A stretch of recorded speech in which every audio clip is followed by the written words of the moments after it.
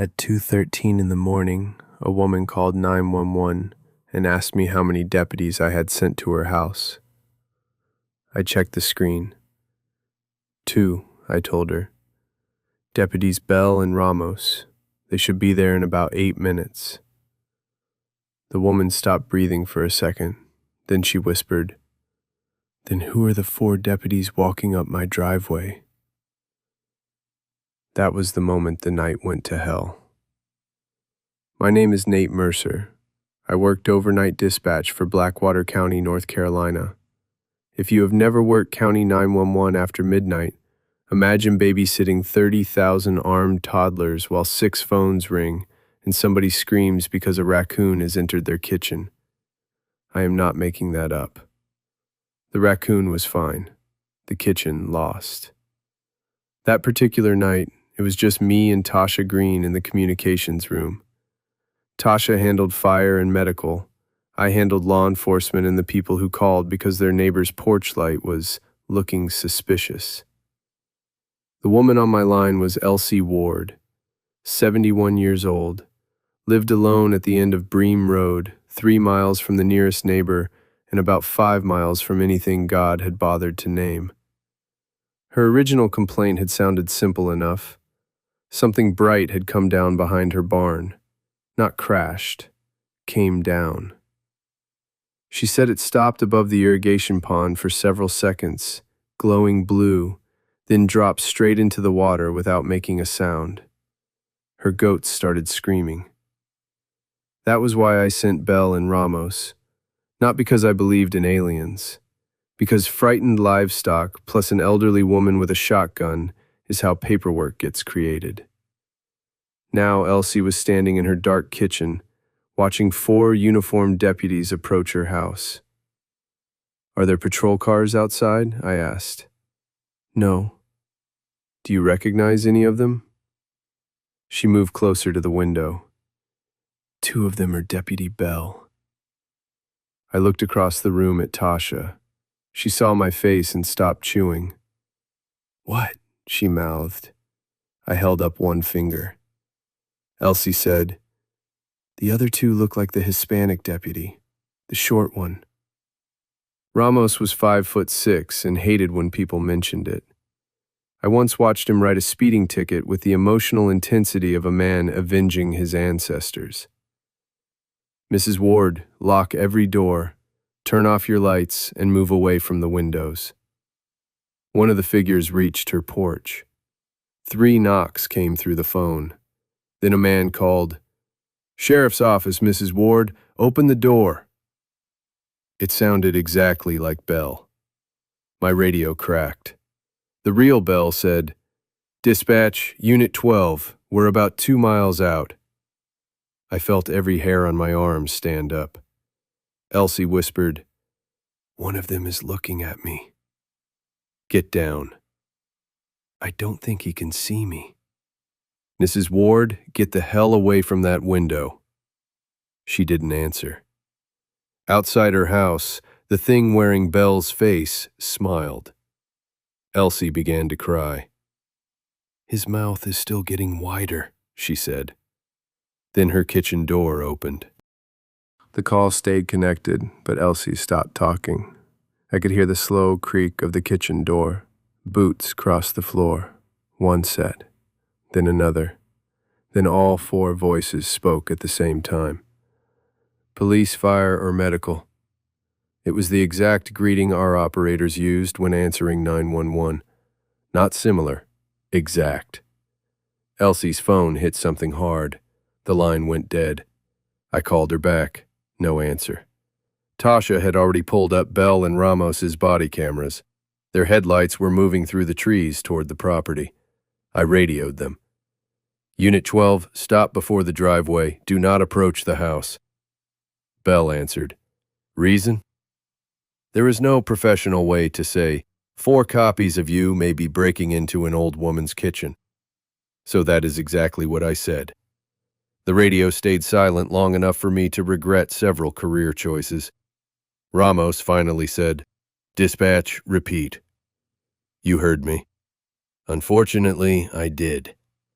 They killed their lights and continued on foot through the woods behind Elsie's barn. On Belle's camera, rain struck the irrigation pond, but the surface didn't ripple. Every drop stopped on top of the water like it had landed on black glass. Something pale floated beneath it. At first I thought it was trash. Then it rolled over. It had Belle's face. No body, just the face, still forming out of white strands under the water. Tasha leaned toward the monitor. "Nate, what the fuck am I looking at?" "Hopefully a gas leak." "A gas leak made a deputy soup?" I said, hopefully. Belle backed away from the pond. From the soybean field behind him, his own voice called, "Sheriff's office, come out with your hands visible." Then Ramos's voice repeated it from the opposite direction. They were being surrounded by themselves. I sent Sergeant Deke and 2 more units, then called the state police. Before I finished explaining, somebody knocked on the secure door behind us. Sergeant Deke stood in the hallway window. He was soaked from the rain. One hand rested on the glass. He gestured for me to unlock the door. Tasha said, "That was fast." Too fast. Deke had been 18 miles away when I dispatched him. I checked his GPS. His cruiser was still moving south on Highway 17. The man in the hallway knocked again. My radio came alive. The real Deke said, "Dispatch, why are you calling me on my personal phone?" I wasn't. Fake Deke lifted his radio to his mouth. My desk phone rang. The caller ID showed Deke's number. I answered without taking my eyes off the window. "Nate," he said pleasantly, "please unlock the secure access door. Your cooperation is important to us." That sentence came from our automated hold recording. "Sure," I told him. "Let me open the murder door for you." He stared at me.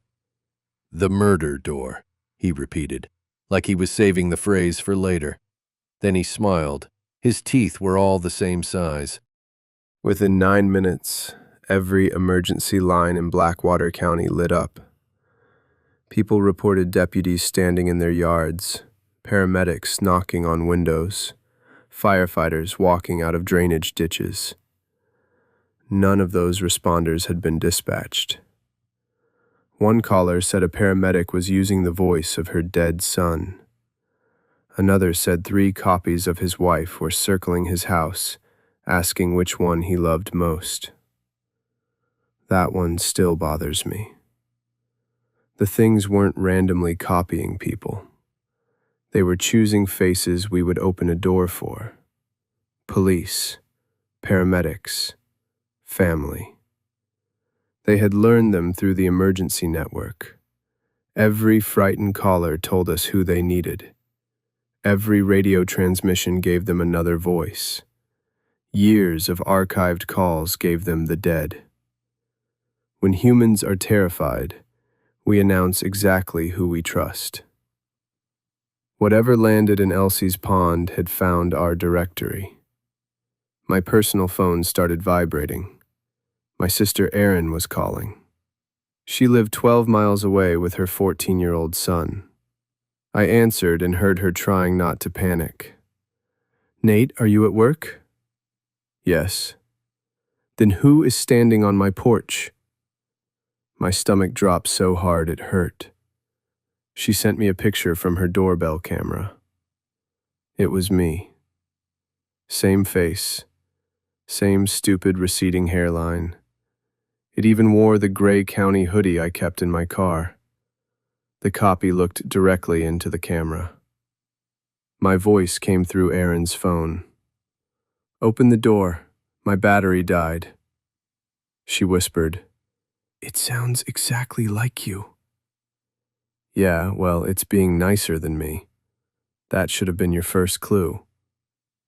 I told her not to speak again. We switched to text. The thing knocked harder.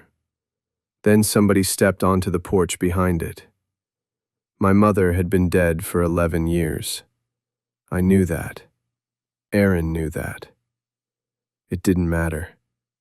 Seeing her standing in the rain still punched straight through me.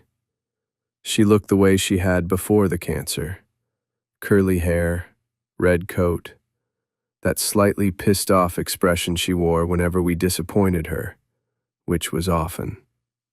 She said Aaron's childhood nickname. Only family knew it. Aaron typed, "It knows, Mom." I wrote back, "No, it knows recordings." Mom called 911 the night Dad fell from the roof. It heard her voice. The thing wearing our mother leaned toward the camera. "Nate was always the brave one." That was how I knew it wasn't her. Mom never said anything that nice about me while sober. I texted Aaron instructions. Take Lucas into the bathroom, open the rear window, crawl into the drainage ditch and follow it to the Hendersons' hunting blind. No lights, no talking. Silence the phone, keep it in her pocket, and do not call me. She replied with one word, "Going." At the communications room door, fake Deke stopped smiling. 2 copies of Bell joined him. Then one of them spoke in my mother's voice. "Nate was always the brave one." It had heard my private phone call. I looked at every phone, radio, and computer surrounding us. "Tasha," I said, "we have to shut down the entire system." She laughed once.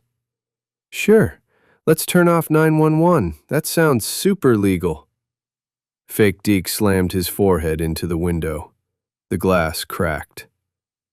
"Legal's becoming less of a priority," I said. "We couldn't simply press an off switch. Emergency systems are built to stay alive through storms, fires, and idiots with backhoes." Blackwater County had survived all 3. The main radio repeater had battery backup. The dispatch servers had a generator. Every console could reroute through the state network. We had built the perfect life support system for something that lived inside our voices. Bell called from the pond. "Nate, kill the tower. They collapse when the signal drops." I didn't know if it was really him. "What did you name the raccoon from the Food Lion call last April?" I asked. There was a pause. Then Bell said, "Councilman." I almost laughed. The body camera footage from that call had no audio. Nobody except Bell, Tasha, and me knew the name. "That's him," Tasha said. We ran into the equipment room. Behind us, fake Deke hit the window again. The breaker panel had separate circuits for every backup. Tasha opened it while I started yanking network cables. She killed the primary power. The building went dark. For 8 beautiful seconds, everything became silent. Through the cracked window, I watched the copies freeze. Not stand still, freeze. Their faces emptied. Their mouths sagged open. Fake Bell's left eye slid downward like wet paint. Then the generator started. Every radio rebooted at once. The copies snapped upright. Fake Deke drove his head through the glass. He didn't react when it cut his face. There was no blood, just hundreds of black threads pulling the skin back together. Tasha grabbed the fire axe from the wall. "Of course the alien gets automatic backup," she said. "We can't get the vending machine fixed, but this shit works perfectly." She buried the axe in the generator control cabinet. Sparks blew across the room. The lights died again, but the radios stayed on. Battery backup.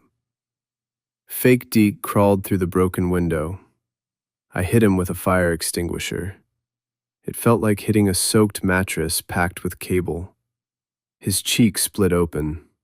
Inside his mouth, beneath the fake tongue, tiny pieces of other voices whispered over one another. "Remain calm. Help is on the way. I love you. Please hold." He grabbed my ankle. Tasha swung the axe into the radio battery rack. The blade stuck. She kicked it deeper. Every console screamed, then shut off. Fake Deke collapsed on top of me. His body lost its shape. Uniform, skin and bone folded inward like they had only been an opinion. What remained was a pile of clear, wet fibers twitching on the floor. Outside the room, the two bells fell apart. Across the county, every radio went dead.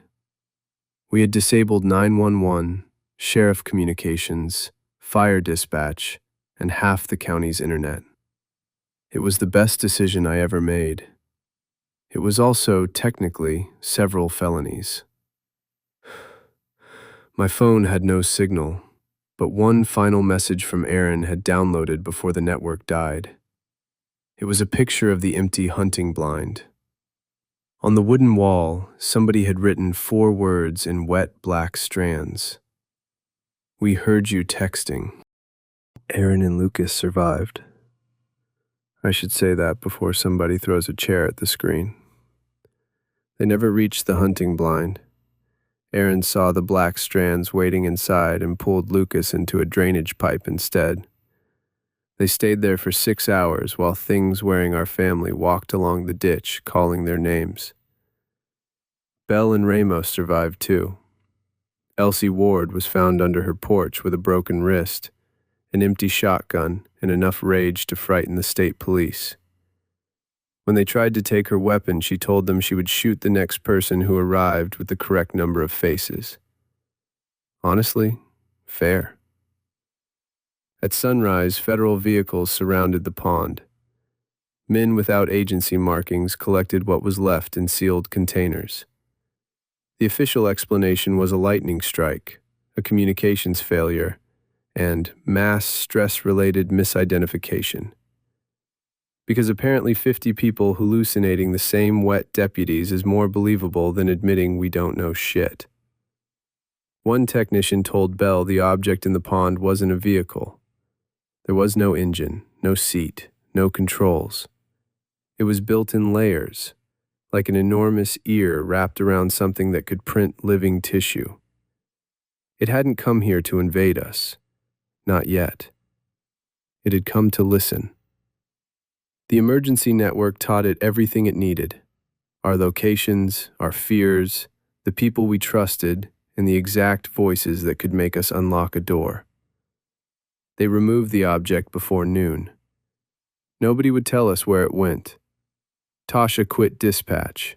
She sells insurance now because she wanted a job where nobody lies to frighten people. Apparently, she has retained her sense of humor. I lasted 3 more weeks. Then the repaired system started receiving calls with no phone number attached. Always at 2:13 in the morning. The caller never spoke. It just played pieces of old emergencies, crying, breathing, addresses, names. Each call ended with my voice asking the same question. Who do you trust? I never said those words on the radio. At least I didn't remember saying them. Before I resigned, I searched the archive. Buried among Elsie Ward's calls was an audio file created 47 minutes after we destroyed the servers. The system listed me as the caller. The recording was 19 minutes long. It began with my voice saying, "At 2:13 in the morning, a woman called 911 and asked me how many deputies I had sent to her house." It was this story. Every word, every joke, even the parts I hadn't told anyone yet. The last 30 seconds were damaged, so I never heard how it ended. Maybe that is why I wrote this down. I thought if I chose the ending myself, I could change whatever was coming. There is something you need to understand, though. I did not record this narration. I haven't spoken into a microphone since that night. I wrote the story and gave it to someone else to read, because whatever came down in Elsie Ward's pond needs a voice before it can make a body. So if the person telling you this story suddenly sounds familiar, shut it off. Don't wait to figure out whose voice it is. And if your phone rings tonight with 911 on the caller ID, do not answer it. Emergency services do not call from 911. But something else does.